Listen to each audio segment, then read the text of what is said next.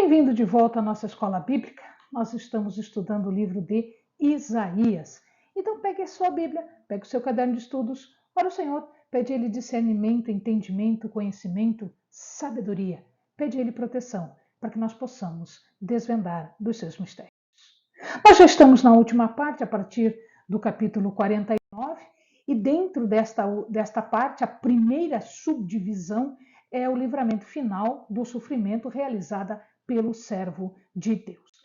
Nós já vimos um capítulo e um pedacinho do segundo capítulo, e agora nós vamos ver o final do capítulo de número 50.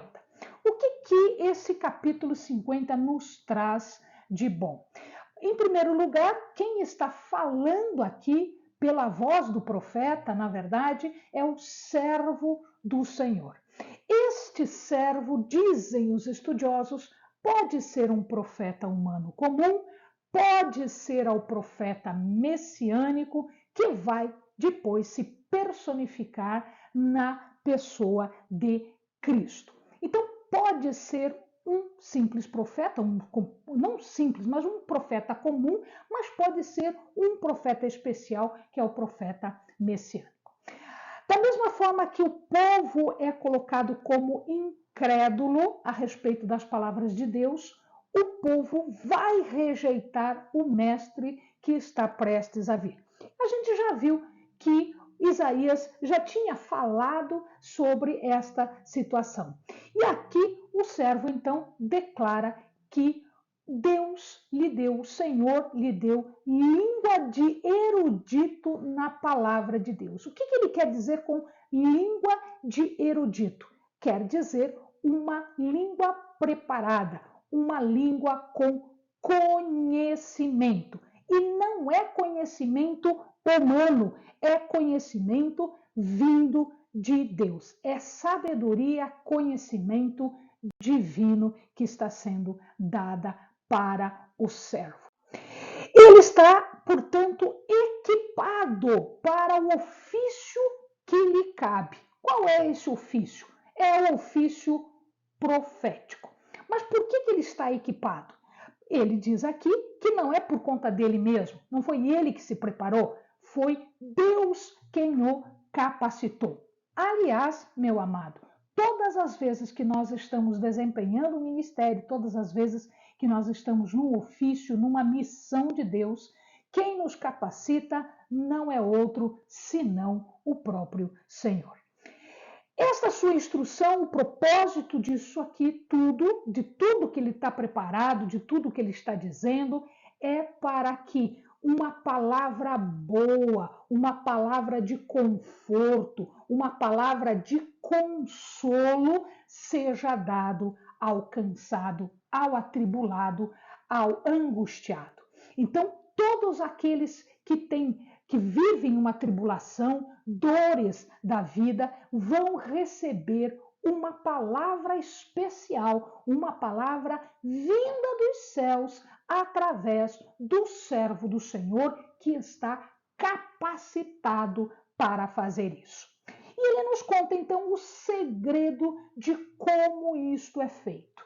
A cada manhã, Deus desperta o servo do Senhor e lembre-se, na minha Bíblia, muito provavelmente na sua Bíblia também está, este servo com letra maiúscula. Portanto, não é qualquer servo, é um servo especial. Então, a cada manhã, Deus desperta os ouvidos deste servo. O que significa dizer despertar os ouvidos? Quer dizer tornar a pessoa atenta. A pessoa abre os seus ouvidos espirituais para ouvir aquilo que Deus tem para lhe dizer, aquilo que Deus tem para lhe ensinar. Então, ele recebe a instrução divina, a instrução vinda diretamente de Deus. Este profeta é, portanto, um consolador. E por que ele pode ser um consolador? Ele pode ser um consolador porque está em íntima comunhão com Deus. Deus que conhece todos os corações revela a este servo, instrui esse servo, ensina este servo como o que deve dizer. E, portanto, como ele está em comunhão, ele pode ser um maravilhoso consolador. Deus abriu os seus ouvidos. Deus fez com que ele ouvisse a voz de Deus. Deus fez com que o ouvido do profeta estivesse sempre aberto para a palavra de Deus. O servo, voluntariamente, o servo, porque quis, ele aceita a sua vocação. Ele não resistiu ao que tinha que fazer, apesar de tudo que virá para frente, ele sabe tudo que implicará a missão dele. A missão dele não é fácil. Ele foi oprimido, zombado, escarnecido, ele sofreu e sofreu morte, e morte de cruz. No físico, no psicológico, no emocional, ele sofreu violência e opressão. E mesmo assim, ele se submete voluntariamente ao que Deus tem para ele. Ele não negou como Elias fez, ele não negou como Moisés fez no começo. Depois, esses dois grandes homens acabaram fazendo a missão. Mas, num primeiro momento, Deus teve que chacoalhá-los para que eles desempenhassem a sua função. E, às vezes, nós somos mais ou menos assim. Às vezes, Deus tem que chacoalhar a nossa vida para que a gente possa aceitar a missão, para aceitar o ofício, o ministério que nós temos. E ele não precisou fazer isso. Ele voluntariamente se submete à hostilidade, às zombarias, aos golpes, à violência física. Arrancaram sua barba, diz a palavra. Ele suportou o escárnio, ele suportou o cuspido na cara. Cuspir na cara é uma das maiores afrontas que aquele povo pode fazer. É simplesmente humilhar o máximo possível a pessoa cuspida. Ele vai aceitar tudo isso e ele enfrentou tudo isso. Assim como, eventualmente, nós também enfrentamos o escárnio, o desprezo, a violência psicológica e emocional quando nós estamos fazendo o nosso ministério. Agora, o Senhor, o servo, passa a falar na sua confiança em Deus, no que ele confia, no que ele pode entregar de sua vida, a fé que ele tem naquele que o chamou. Nós devemos, então, ter como exemplo isso. Apesar de tudo que nós sofremos, nós devemos ter esta situação como uma situação de confiança, de manifestação de fé naquele que nos chama. Ele tira as suas forças da confiança em Deus. Ele enfrenta o descrédito, ele enfrenta os obstáculos, ele enfrenta toda essa violência. Ele tira forças desta fé para corajosamente enfrentar tudo isso. Ele fez o seu rosto, diz a palavra, como um seixo, como uma rocha, que quer dizer fazer o rosto como uma rocha, fazer o rosto duro, o rosto que enfrenta com bravura, com coragem, todas as bofetadas, toda a violência, tudo que é afronta contra ele. É como se fosse uma rocha e ele, portanto, fica insensível a tudo isso que ele está sentindo, porque Deus faz o seu rosto como um seixo, como uma rocha. A sua proximidade quer dizer, nós podemos interpretar a sua proximidade, a sua intervenção. Como ele está próximo, ele está nos encorajando, ele está nos suportando, nos apoiando, nós podemos esperar, sim, que ele vai intervir por nós como interviu pelo seu servo. No momento em que o servo precisou, Deus interviu. No momento em que nós precisarmos, Deus intervirá. Até porque este servo que enfrentou tudo isto aqui, agora está à direita do Pai, glorificado nos céus, para nos auxiliar. A ideia do profeta aqui é que o juiz supremo, quem é o juiz supremo? É Deus. Deus vai emitir uma decisão, um veredito. A decisão de Deus não é só palavra que é jogada no vento, coisa que não tenha sentido nenhum. Deus vai intervir não só em palavra, mas também em atos, de tal maneira que os inimigos do servo e os inimigos dos servos, quer dizer, nós, vão perecer à luz da justiça da sua causa. Que quer dizer que a causa do servo e a nossa causa está diante do juiz supremo. E o juiz supremo vai dar uma decisão. E esta decisão, ela é definitiva a nosso favor. Por quê? Porque é uma decisão dada em justiça, à luz da justiça da causa do servo, daqueles que são obedientes e aqueles que estão fazendo a vontade de Deus. O servo desafia agora os seus adversários para um julgamento.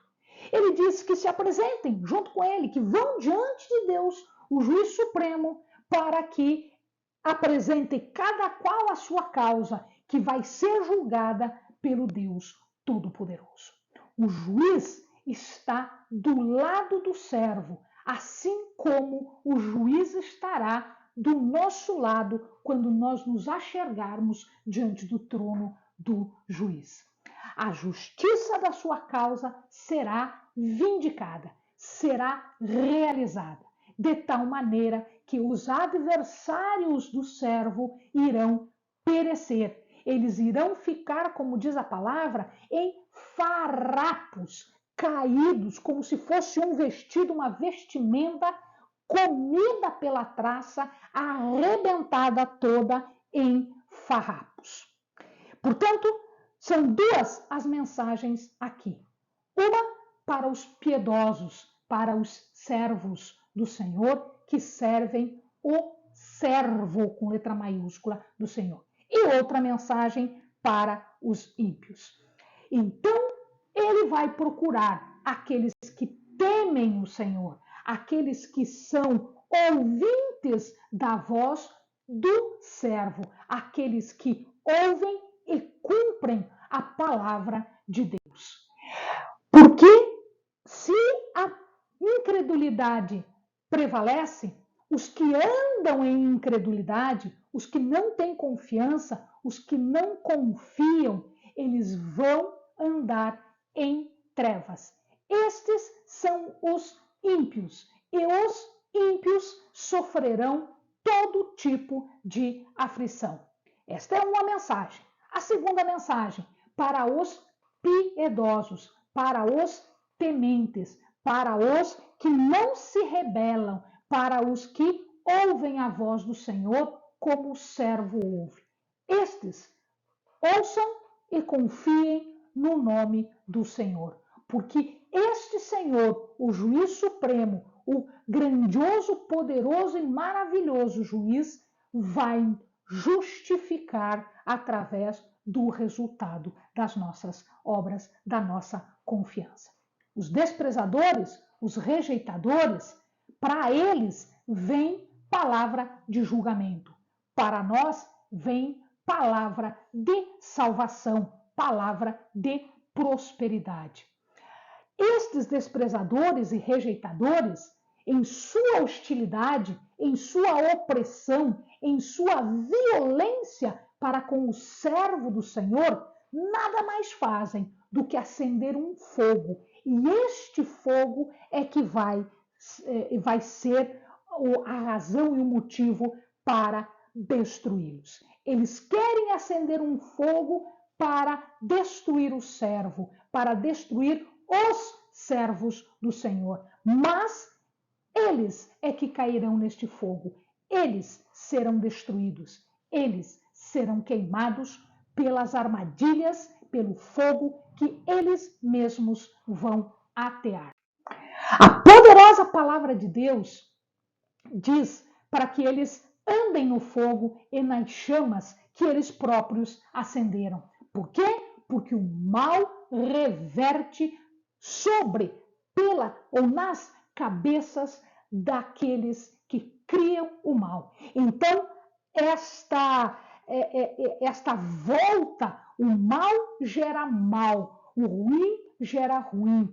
O fogo, que andem no fogo, nas chamas, eles mesmos acenderam, pois então eles que fiquem nesta chama. Porque o mal que eles querem produzir contra nós, contra os servos, contra o servo do Senhor, ele vai cair sobre as suas próprias cabeças. Então, meu amado, sua ruína é retratada como deitando em tormentas, devido a uma dor. Esta dor causada pelo fogo que eles mesmos acendem, fogo que se torna o fogo do juízo divino. Amados, que nós possamos dizer como profeta, como o servo do Senhor: o Senhor Deus me deu língua instruída para saber a palavra que ampara o cansado.